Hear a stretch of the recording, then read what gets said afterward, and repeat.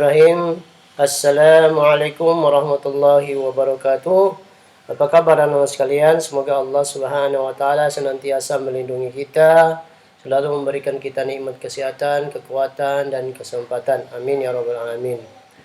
Baik anak-anak sekalian, alhamdulillah kita melanjutkan pertemuan kita ya. Itu dalam materi bahasa Arab Madrasah Ibtidaiyah sesuai dengan KMA 183. Baik anak-anak sekalian, sebelum kita lanjutkan pembelajaran kita pada pertemuan kali ini, hendaknya kalian mempersiapkan alat tulis kalian, baik itu buku, pensil atau pulpen, untuk menulis hal-hal yang penting yang perlu kalian tulis pada pembahasan materi kali ini. Dan kemudian yang kedua, agar lebih menambah keberkahan kita dalam belajar, hendaknya kita berdoa kepada Allah Subhanahu wa taala agar Allah Subhanahu wa taala meridhoi kita dan memudahkan kita dalam memahami setiap materi yang disampaikan oleh guru kita. Baik, bismillahirrahmanirrahim. Raditu billahi rabba wa bil islami dina wa bi Muhammadin nabiyya wa rasula. Rabbi zidni ilma warzuqni fahma. Allahumma la sahla illa ma ja'altahu sahla wa anta taj'al hazna idza syi'ta sahla. Baik, ayuhat tulab, anak-anak sekalian, kalau kemarin kita sudah sempat membahas tentang pembahasan mubtada dan khobar. Adapun pertemuan kali ini kita akan melanjutkan pembahasan tersebut, akan tetapi dengan tema yang berbeda atau judul yang berbeda, yaitu khabar yang diletakkan di awal dan mubtada yang diletakkan di akhir. Maka dalam bahasa Arabnya disebut al-khabaru muqaddam wal mubtada al-muakhar. Ya. Artinya al-khabaru muqaddam artinya adalah khabar yang diletakkan di awal kalimat, wal mubtada al-muakhar, dan mubtada yang diletakkan di akhir. Baik, kita lanjutkan.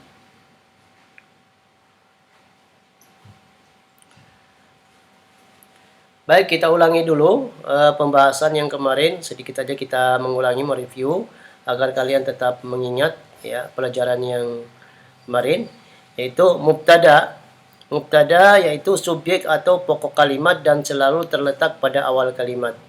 Nah, jadi yang dimaksud dengan mubtada yaitu subjek atau pokok kalimat ya, dan selalu terletak pada awal kalimat. Itu pengertian dari mubtada. Adapun sedangkan khobar yaitu predikat ya, predikat atau keterangan dan terletak setelah mubtada.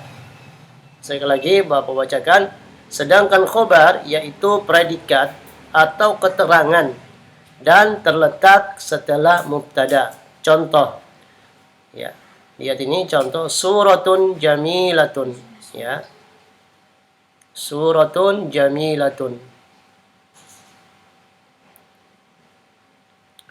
gambar yang indah atau cantik.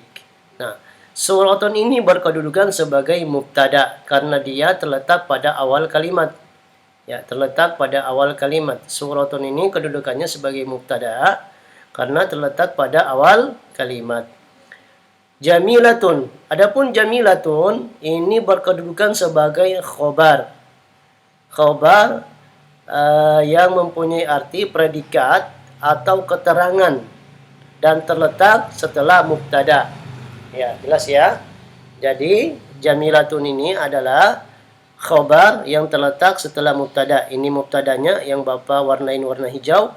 Kemudian yang warna kuning adalah khobarnya jamilatun dan dia terletak setelah mubtada. Bisa dipahami anak-anak ya? Oke. Tapi terkadang mubtada bisa berada setelah khobar atau disebut dengan mubtada muakhar ya, seperti itu ya. Tapi terkadang mubtada bisa berada setelah khobar atau disebut dengan mubtada muakhar, itu mubtada yang diakhirkan atau ditaruh di akhir kalimat. Khobar muqaddam terjadi apabila terdapat jar majrur dan zorof zaman di awal kalimat. Sekali lagi Bapak bacakan, khobar muqaddam atau khobar yang didahulukan terjadi apabila terdapat jar majrur dan zorof zaman di awal kalimat. Ya. Oke. Ya. Seperti ini contohnya, suratun jamilatun. Nah, suratun ini bisa berkedudukan mengganti kedudukan jamilatun. Artinya dibalik. Ya. Jamilatun, suratun, tetapi itu belum kalimat yang baik. Nah, di sini diserangkan bahwasanya sebab atau khobar muqaddam, khobar yang ini didahulukan, yang jamilatun ini, tempat jamilatun ini ya, dia didahulukan ya apabila terdapat jar majrur dan zorof zaman di awal kalimat. Di awal kalimat. Kita lihat contohnya. Baik.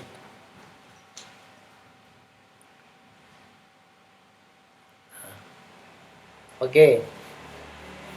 Zorof makan adalah kata yang menunjukkan letak atau tempat.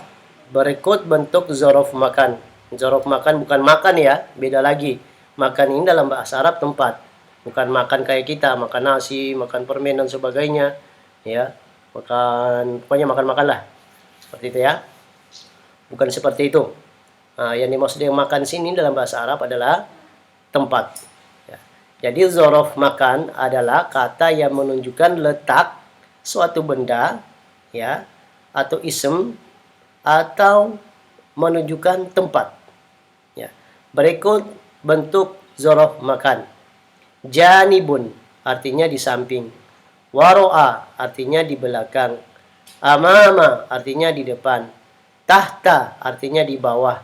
Ala artinya di atas tapi menempel seperti buku yang di atas meja. Al-kitabu alal maktabi, buku di atas meja. Jadi buku itu berada di atas meja, nempel di atas meja. Kemudian foko ini artinya di atas juga tapi tidak menempel seperti as-sama fawqal ard ya. Langit itu di atas bumi seperti ya, kita melihat langit ya tidak menempel dengan bumi ya. Bumi itu tempat kita berpijak seperti itu ya. Jadi tidak menempel. Ada juga huruf jar. Huruf jar itu fungsinya untuk mengkasrohkan ism. Berikut macam-macam huruf jar. Ada fi artinya itu di atau di dalam. Ada ila artinya ke. Min dari, an dari, sama aja ya. Jadi yang perlu kalian perhatikan adalah ini. Ya, zorof makan. Zorof makan itu ya yang menunjukkan letak atau tempat suatu benda. Oke, kita langsung lihat saja. Ya. Kalau di sini tadi kita membahas khobar muqaddam terjadi apabila terdapat jar majrur dan zorof zaman di awal kalimat. Baik, langsung kita buka contohnya. Nah, perhatikan tabel berikut ini. Perhatikan tabel berikut ini. Ini jumlatun. Jumlatun artinya kalimat keseluruhan. Kemudian khobar muqaddam, yaitu khobar yang didahulukan. Al-mubtada muakhar, mubtada yang diakhirkan. Ya, seharusnya kalau kita melihat dari pembahasan yang telah kita bahas kemarin, bahwasanya mubtada itu selalu di awal kalimat, bukan di belakang setelah khobar. Tetapi mubtada dulu baru khobar. Akan tetapi di sini kita akan membahas bahwasanya mubtada itu tidak di awal, tapi setelah khobar. Berarti khobar dulu baru mubtada. Kenapa bisa demikian? Disebabkan karena ada zorof ini, ini ya, yang ini yang menyebabkan mubtada itu menjadi di akhir, bukan di awal. Oke, coba kita lihat jumlatun. Janibi kursiyi misbahun. Ya. Dia harus dikasrohkan ya. Kalau ada zorof begini maka huruf akhirnya harus dikasrohkan. Ya, dikasrohkan. Kasroh itu begini, harokat ini dikasroh seperti ini. Ti, nah, li. Nah, itu namanya kasroh. Ya. Janibi kursiyyi misbahun. Nah, janibi kursiyyi ini itu adalah khobar muqaddam, khobar yang didahulukan. Kenapa didahulukan? Karena ada janibi, ya. Seperti itu. Seharusnya seperti ini. Misbahun janibi kursiyun. Misbahun janibi kursiyun. Mubtada dulu baru khobar. Nah, akan tetapi dalam bahasa Arab karena ada janibinya ini yang mengakibatkan mubtadanya itu diletakkan di akhir, bukan di awal. Ya, janibi kursiyyi misbahun. Misbahun ini sebagai mubtada yang diakhirkan. Kemudian contoh kedua, waro al madrasati, di belakang ya sekolah, maidanun, lapangan, ada lapangan. Nah, waro al madrasati ini, waro al madrasati ini berkedudukan sebagai khobar muqaddam, khobar yang didahulukan, ya. Sementara maidan, ya, sementara maidan ini adalah mubtadanya, mubtada yang diakhirkan. Kalau kita buat mubtadanya duluan seperti ini, al-maidanun warau al-madrasati, lapangan di belakang sekolah. Tetapi karena ada waroa ini, maka kedudukan maidan ini tidak diletakkan di awal. Mubtadanya ini, kan maidan ini kan berkedudukan sebagai mubtada. Karena ada waroa ini yang menyebabkan atau yang menghalangi maidanun ini diletakkan di awal, maka dia diakhirkan. Kemudian berikutnya, amamal masjidi sahatun, di depan masjid ada ada lapangan atau halaman, ya. Ada halaman di depan masjid, ada halaman. Nah, amamal masjidi ini berkedudukan sebagai khobar yang didahulukan, diawalkan, karena sebabnya ada amama ini, zorof makan ini, ya. Janibi, waro'a, amama ini adalah zorof makan semua. Bila sebuah ism, bila suatu ism, ya, orang atau nama benda didahului dengan amama atau zorof makan ini, maka dia akan berubah menjadi khobar yang didahulukan. Nah, sahatun berkedudukan sebagai mubtada yang diakhirkan, ya. Seperti itu. Baik, kita lanjutkan. Tahta sajaroti gonamun, di bawah pohon ada kambing, ya, atau domba. Nah, tahta syajaroti ini berkedudukan sebagai khobar muqaddam, khobar yang didahulukan atau diawalkan.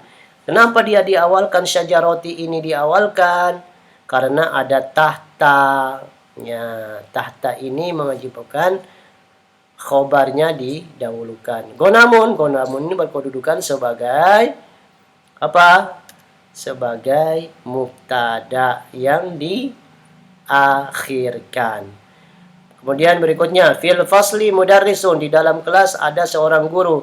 Nah, fil fasli ini berkedudukan sebagai khobar yang diawalkan. Kenapa dia sebagai khobar yang diawalkan? Karena ada zorof, ya, karena ada huruf jer, yaitu fi yang ini. Maka dia berkedudukan sebagai khobar yang diawalkan, dan mudarrisun ini sebagai mubtada yang diakhirkan. Intinya, ya, apabila diawali dengan huruf-huruf zorof seperti ini, suatu ism, ya, maka dia adalah khobar yang didahulukan, dan berikutnya itu adalah mubtada yang diakhirkan. Bisa dipahami ya anak-anak sekalian, ya? Ya.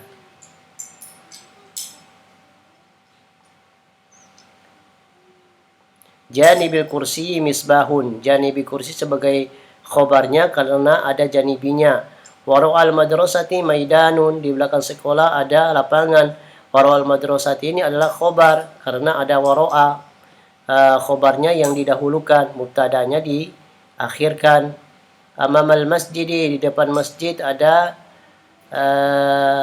halaman. amal masjid ini artinya khobar muqaddam. Karena apa disebut khobar muqaddam? Karena ada amama, zarf makan. Seperti itu. Dan begitu seterusnya. Baik anak sekalian, bisa dipahami ya untuk pembahasan kali ini perbedaan antara mubtada dan khobar, kemudian khobar yang didahulukan dan mubtada yang diakhirkan. Karena ada sebab-sebabnya. Sebab-sebabnya itu karena ada didahului dengan huruf-huruf zaraf seperti ini. Dengan zaraf-zaraf seperti ini ya.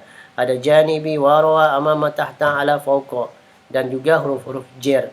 Maka khobarnya itu didahulukan dan mubtadanya diakhirkan. Baik anak-anak sekalian, Bapak rasa cukup pembahasan kita pada pertemuan kali ini.